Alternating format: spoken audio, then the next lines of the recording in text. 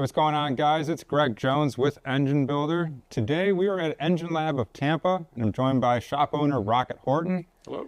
And this right here is a 1986 3.2 liter 911 Porsche engine, and it's our engine of the week.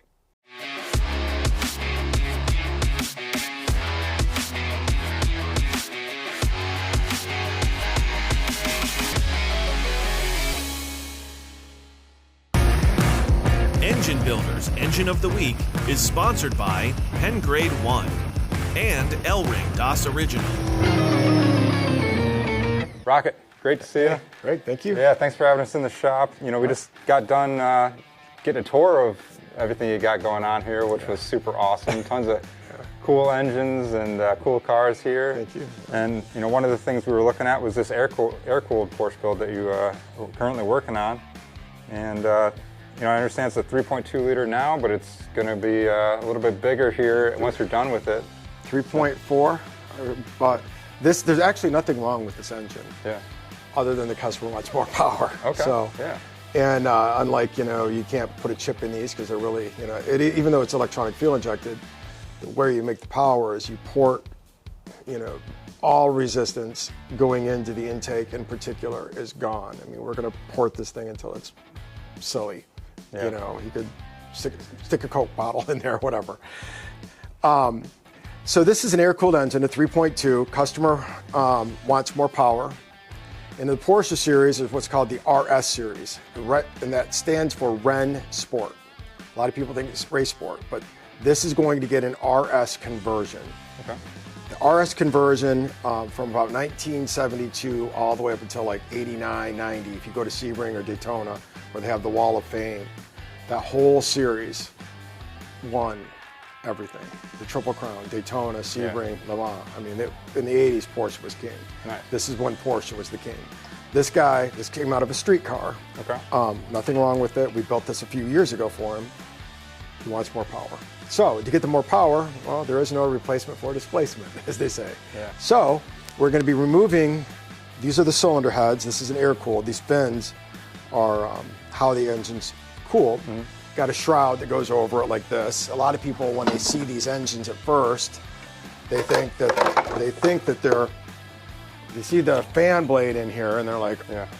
Oh my God, that's the biggest supercharger I've ever seen in my life. But this is actually the cooling fan, yeah, which bolts directly to the alternator. So Porsche made good use of all of their space. Yeah.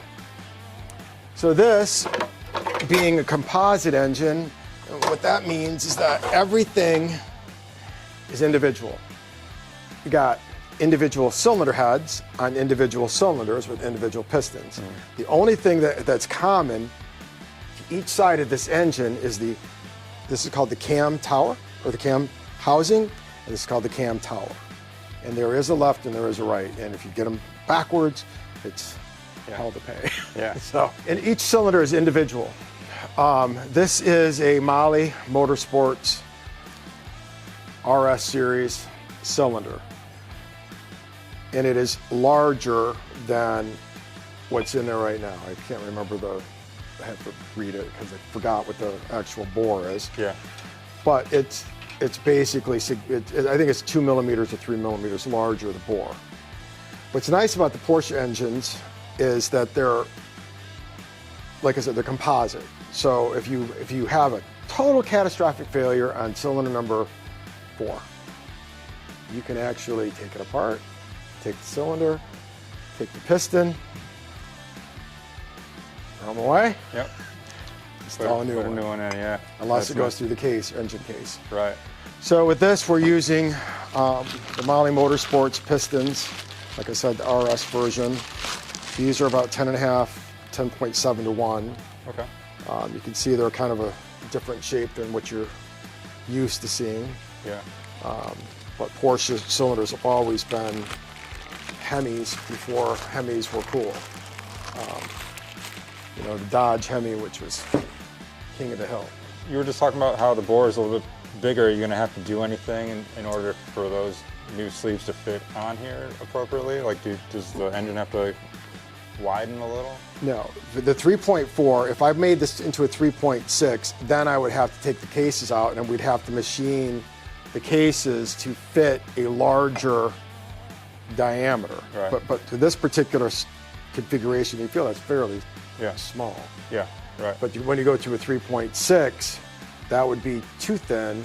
And so to do that, we actually take the engine apart. In each case, there's 2 cylinder cases here. Then you have to actually bore them out. And then you have to O-ring them and groove them and everything else. So it's quite a process. It's quite a deal. Right. The other thing about Porsche is you never, ever use Permatex on these engines or RTV type sealant. I see more engine failures on the air-cooled series from using the incorrect chemicals, because in each one of these cam towers, they have very, very tiny, you'd see them, they're like pinholes to spray on the camshafts.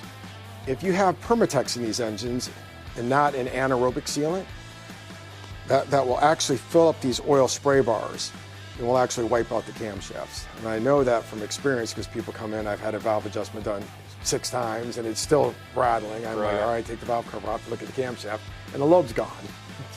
And it's because they use Permatex on these instead of Loctite 574 or another type of anaerobic sealant. Okay. They also, these are not set up, there's not dots on the camshafts. There's actually register pins.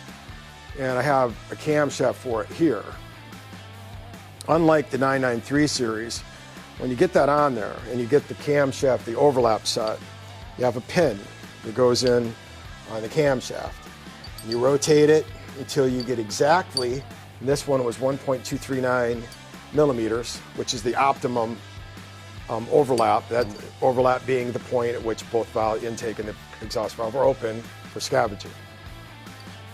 And because it's not, I call this almost digital, because you can either go 1 click this way or 1 click this way. The new ones, like the GT3s, you can actually have pinch bolts. So, instead of rotating a little bit this way, a little too far this way, this, and then you have a pin that locks these two together. Gotcha. And you got to find the perfect pin or the closest to get your magic number here, which is 1.239. Very good. Very good. So, Rokket, in terms of performance and horsepower, that this engine's currently making, or maybe did back in '86 versus what it'll be when you guys are all done with it. In 1986, this engine put out about 250 horsepower, 245, somewhere in there. But they were also choked down with emissions. It was terrible. Yeah. Thermal reactors and catalytic converters that were added for probably 10% of the car's weight. Right. When we're done with this, like the red car out there, it'll probably be pushing close to 400 horsepower. And then ultimately, what's the customer looking to do with it? Is this just a street? It's a street. It's a street car. Okay. He actually has a GT3 also. Okay. We built that for him. Yeah. That he uses when he goes to the track or whatever. This is going to be more of a sleeper sports car. Go out to dinner with my wife, and some Mustang pulls up to the corner and try to hurt their feelings. This design has been around from Porsche since 1965, and they've just improved upon it. Even that GT3 out there, is from here is essentially the same engine. Obviously, they've changed the cranks a little bit, but this is one of the classic Porsches. This is what put Porsche on the map. Right. These cars. Absolutely. Definitely a well-known engine. Yeah. Very cool. And these engines don't use head gaskets. It's all precision fit. So no head gaskets. Occasionally we'll have O-ring them and put a Nyrus ring in there. Okay. Nyrus ring.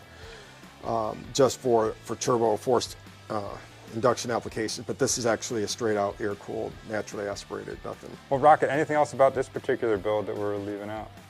No, just that, it does require a lot of specialized tools. There are no dots, there are no things. Everything is done with dial indicators and feeler gauges to get the, it's not like, a GM engine or Ford engine where you line the dot up. This requires finesse and measurements. And that's kind of why we do them. Yeah. Got to have the know-how. Yeah. Very good. Well, Rokket, we appreciate it. Thank you. Thank you so much. Appreciate it. Yeah, have a good day. Guys, we appreciate you watching this episode of Engine of the Week. Make sure you're checking out everything that Rokket has going on here at Engine Lab. And as always, make sure you're checking out enginebuildermag.com for more great engine content. Thanks for watching. We'll see you guys next time. Hey guys, thanks for watching today's video. Hey, while I've got you guys here, I wanted to tell you about Find a Builder. It's a new microsite on enginebuildermag.com that's great for both engine shops and for potential customers looking to get engine work done. If you're an engine builder, this site is a place where you guys can list your shop and what you guys do to potential customers through enginebuildermag.com. It's an easy subscription-based microsite that'll let you guys connect to a new audience. And if you're a potential customer looking to get engine work done, this is a source to help you guys find a shop that's in your area or one that specializes in the type of engine work that you're trying to get done. Make sure you guys are checking out Find a Builder on enginebuildermag.com. Thanks.